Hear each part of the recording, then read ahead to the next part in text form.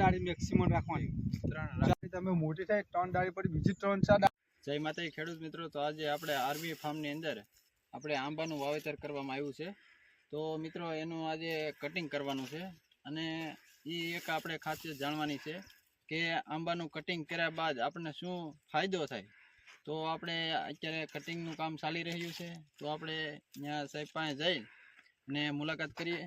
તો આંબાનું કટિંગ કઈ રીતે કરવું અને શું કરવું જોઈએ, તો એ આપણે અત્યારે સાહેબ પાસે જઈ અને આપણે એની સાથે મુલાકાત કરીએ. હવે આપણી સાઈડ મોટી થાય એટલે આને પવનને ઝૂકી કરવાની કે પડવાની બરાબર. અને આની બ્રાન્ચો છે ને ઉપરથી છે આપણે, આપણે છોટી ટાઈપના બનાવવા છે, નીચેથી કટિંગ એટલે આ સિંગલ દાળી છે. એટલે આમાંથી આપણે અહીંથી કટિંગ કરીએ તો આની 3-4 બ્રાન્ચો નીકળે. 3-4 બ્રાન્ચો નીકળે એમાંથી આપણે સિલેક્ટ કરવાની. એમાંથી કોઈ બી 3 દાળી રાખે, એ 3 દાળી નીકળશે તેનું આગળ આપણે બીજો પર વિચારી જાય. 4 દાળી હોય, 4-5 દાળીઓ એટલે 3 દાળી મેક્સિમમ રાખવાની. 4 તો 5 ભાગ્યે જ રાખવાની, 4 રાખવાની બી ને 3 જ બનાવવાની. એટલે અમારી 3 જ દાળી રાખવાની. પછી બીજું કટિંગ આવે તેમાંથી 3 દાળી નીકળે, 3 દાળીથી બીજી બ્રાન્ચો નીકળશે. એટલે ઇનેન્ડરી પછી બીજી દાળી સિલેક્ટ કરવાની આપણે કઈ રાખવી છે. એટલે 3 આપણે એમાંથી આ સિંગલ દાળી છે તેમાંથી 3 બ્રાન્ચો નીકળી. 3 બ્રાન્ચોમાંથી બીજી 4-5 બ્રાન્ચો નીકળશે એને કટિંગ કરીશું તો આપણે. એટલે ઇનેન્ડરી આપણે કટિંગ કરીએ તે ટાઈપની એ કરતાં કરતાં આપણે સતી ટાઈપનો આકાર બનાવી દઈએ. હવે આ દાળી નાની હતી, આ દાળી મોટી હતી, એટલે હવે આને ઉપર બ્રાન્ચો છે, આને આપણે એક સરખી બનાવી, બરાબર છે. આ તો ઊંચા નીચી કહેવાય. એટલે આપણે સરખી બનાવી એટલે આપણે આ કમ્યુનિટી બ્રાન્ચ હોય તો આપણે આને કાપવી પડે.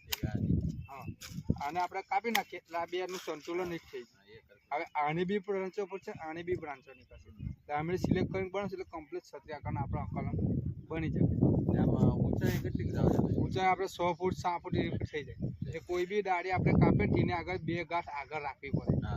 આ જો કે આપણી આ ઓલરેડી આપણી કટિંગ થઈ ગયું સમજો આપણે, બરાબર છે. હવે આમાંથી આ 4-5 દાળી આપણી નીકળી ગઈ, બરાબર. એટલે આપણે 3 દાળી કરી નાખીએ કે 4 દાળી કરી નાખીએ, બરાબર છે. હવે આમાંથી બીજી જો 4 દાળી બની ગઈ ને, હવે એમાંથી 1-2 બ્રાન્ચો નીકળી ગઈ આપણે, 1 ને 2 ગાંઠ. પણ આમાંથી આપણે અહીં કટિંગ કરી નાખીએ એટલે આમાંથી બીજી બ્રાન્ચો નીકળશે, બરાબર. આને કટિંગ કરી નાખો એટલે અહીંથી બીજી બ્રાન્ચો નીકળશે, બરાબર છે. આને કટિંગ કરી નાખો, આ આપણી પાસે જો બ્રાન્ચો નીકળી ગઈ, બરાબર છે. હા, એમાંથી વચ્ચેથી 2 કરી નાખીએ એટલે આ 1-2 થઈ ગઈ ને, આમાંથી બીજી બ્રાન્ચો નીકળે. આવી રીતે જ પોષિત કરવું અહીંથી પાછો નીકળે એટલે અહીંયાથી પાછો કટિંગ આવશે પાછું, બરાબર. હવે આમાંથી દાળી નીકળી ગઈ એટલે 1 ગાંઠ આવી ગયા, બરાબર. આમાંથી આ 2 ગાંઠ આવી ગઈ, બરાબર. આમાંથી 1 ને 2 ગાંઠ આવી એટલે અંતર થોડુંક રાખવાનું કે 2 ભેગી ના થઈ શકે. એટલે અંતર એટલા માટે રાખે કે ગાંઠ આપણે એટલા માટે છો કે અંતર રહે દાળીનું, બરાબર છે. તમે મોટી થાય 3 દાળી પછી બીજી 3-4 દાળી નીકળી એની માટે બીજી 3 એક્સેસ કરવાની, એવી રીતે ક્યાં નથી બનાવી પડે. બટ એવા દાળા છે કે થડ નથી કયું ને દારૂ કોઈ તે ખબર નથી પડતી.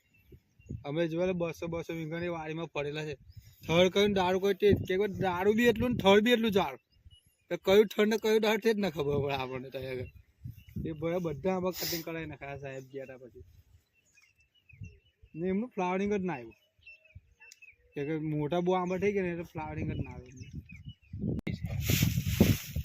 એ રીતનું અહીંયા પણ છે. આ આંબો છે જો મિત્રો, અહીંયા કટિંગ કરેલું હતું, પછી હવે અહીંયા કટિંગ આવ્યું છે. અહીંથી પાછો 4 દાળ નીકળે એટલે અહીંથી નીકળે એટલે 2 દાળ કાપી નાખવાની એટલે 2 દાળ વધે, અથવા 1 દાળ કાપો તો 3 દાળ વધે. એમ કટિંગ બધું કરતું જવાનું એટલે આંબો ઊંચો જાય નહીં. આપણે બહુ આંબો ઊંચો કરવાનો નહીં, મતલબમાં કે આમાં લંબાઈ વધારવાની.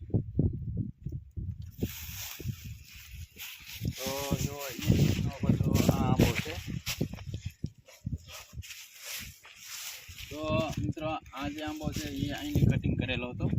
અહીંની કટિંગ કર્યા બાદ અહીંયા 3 ડાળો હતી, તો એ દાળને આપણે અહીંની કટિંગ કરી નાખી છે, આવડી આ દાળ.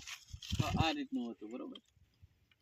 તો આ દાળને કાપી નાખી છે અને હવે પછીનું અહીંયા આવતા 4 દાળ થાય છે. તો અહીંની આ 4 દાળ રહેવા દેવાની છે અને અહીંયા જો બે દાળ નીકળે છે. તો હવે ત્યાર પછીનું પાછું કટિંગ આવે ફ્રી વાર. ત્યારબાદ આપણે આ ડાળ છે એને કાપી નાખવાની આવે. એટલે આ કાપી નાખો એટલે અહીંની પાછી 4 ડાળ નીકળે. એમાં એક ડાળ કાપી નાખવાની. એટલે આંબો ઊંચો થઈને જાય, જે ઊંચો જતો હોય, જે ડાળ ઊંચી જતી હોય એને એક કટિંગ કરી નાખવાનું. એટલે આંબાનું સમતળ એક હરખું રહે. એટલે એ રીતનું આંબો એક જ હરખું ઉપર જવું જ હોય. અને આમ પણ પહોળાઈ એટલી જ આવી હોય. એ રીતના બધે આંબા છે. અને આ આંબાને આપણે અંતર રાખેલું છે 15 ફૂટ આમ પહોળાઈ છે અને લંબાઈમાં છે 6 ફૂટનું અંતર રાખેલું છે. એ રીતના આ બધા જે આંબા છે એ રીતનું છે. અને આ વાડીની અંદર 2200 આંબા નાખવામાં આવેલા છે. તો એ જ રીતનું આ બધું કટિંગ રાખેલું છે. બધા આંબામાં કટિંગ થઈ ગયું છે. અને હવે આ જે સુપર પાવડર છે એનું આપણે ડોઈને અને બધે જ્યાં કટિંગ કરેલું છે એ જગ્યાએ આપણે અત્યારે ઉપર લગાવી દઈએ એટલે ફૂગ ન આવે.